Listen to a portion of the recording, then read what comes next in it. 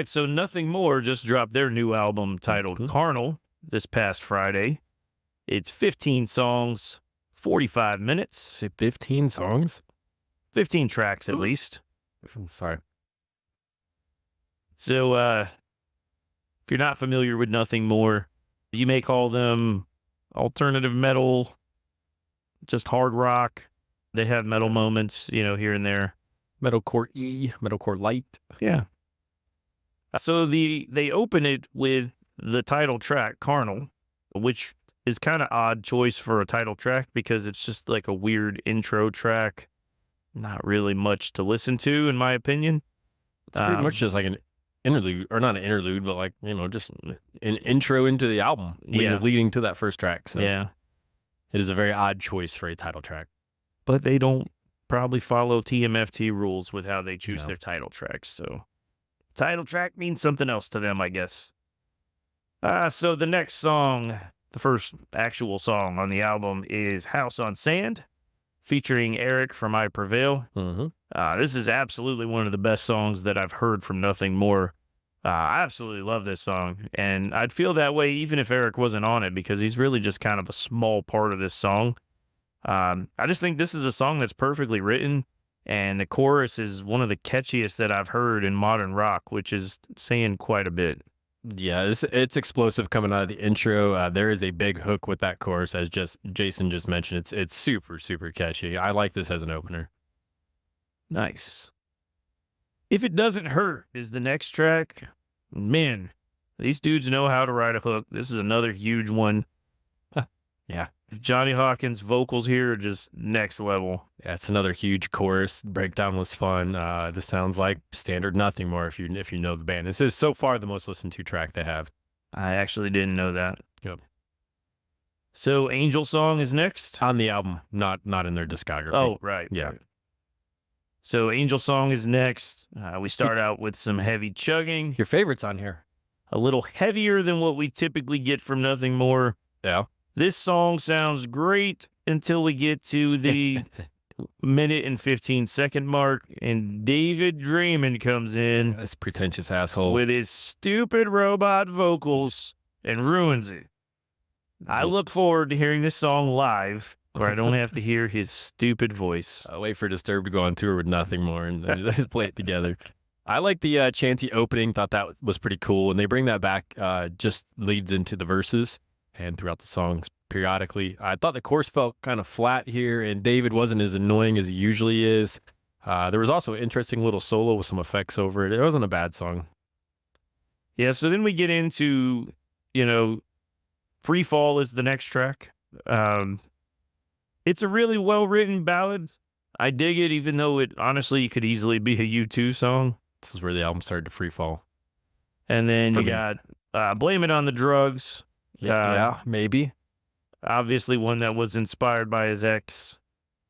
And then we get to the point in the album where we start getting these weird interlude tracks. So you got Head, which to me doesn't add a whole lot to the album. It's a lot of ambient noise and electronic type stuff. And yeah, and it's just weird. Like when bands do stuff like this, for me, it takes me out of the experience a little bit because now I went from listening to, this rock song to a bunch of noise, and it can really kill it for you sometimes. Was this another concept album? I know their last one was a concept album. It may have been. I honestly don't know, and I didn't dig really deep into the lyrics. So yeah. Existential Dread. What really stood out about this one to me is there's a major Wes Borland style riffing going on in this song, which might sound strange when you're talking about a band like Nothing More, but if you listen to the track, it's definitely there. Yeah, this song comes out right in your face, which was nice after the last few songs that made me kind of want to turn the album off. But it quickly went into some electronic stuff that I wasn't feeling too much, but there was a Mario coin noise in there I thought was cool. It's a little thing sometimes. There are more explosive parts throughout the song that sounded good, but the song was just kind of another song for me. Yeah, and then we get another one of the kind of interlude tracks titled Heart. Yeah. And after that, we get into Down the River, which is another kind of ballady type song. Yeah, they were losing me here. And then we get into Give It Time, which is really another ballad song. I gave it too much time. This one, though, to me, I think is much better written than Down the River, and I overall like it better.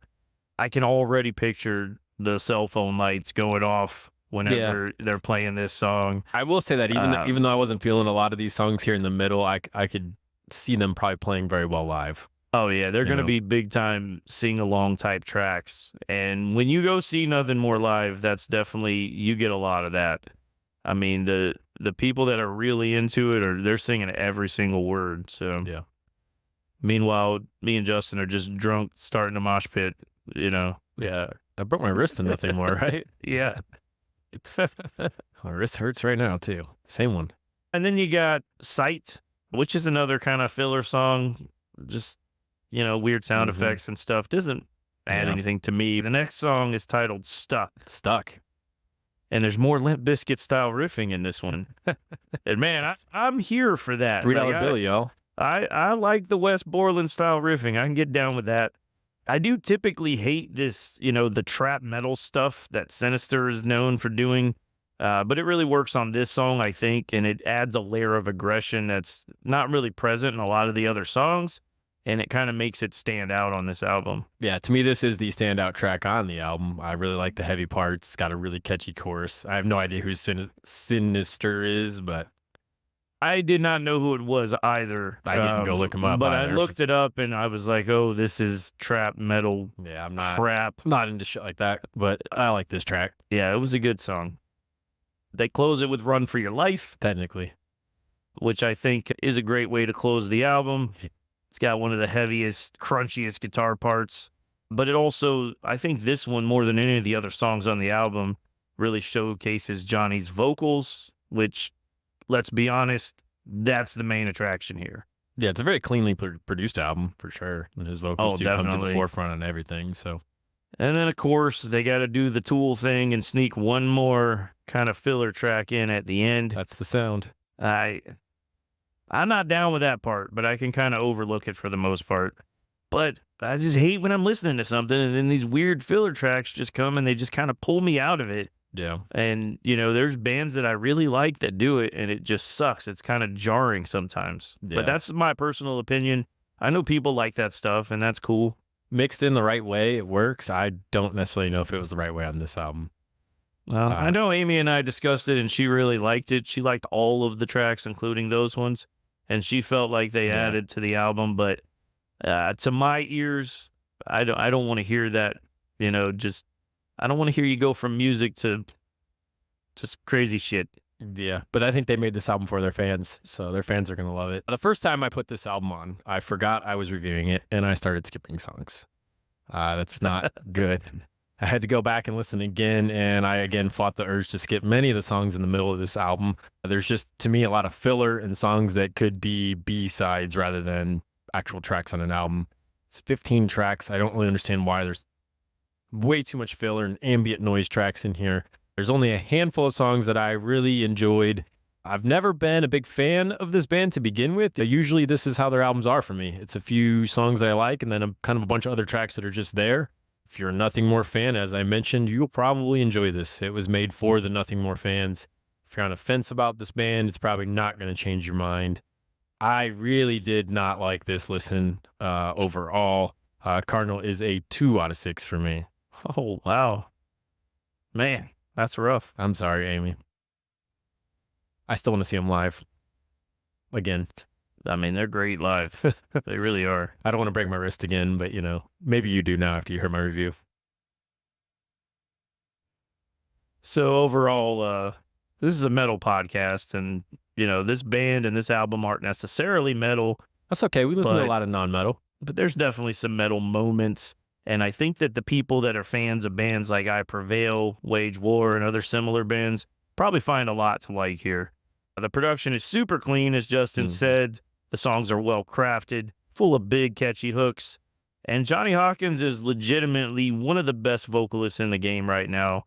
As far as just straightforward singing, there's very few that could outsing him in the rock and metal scene.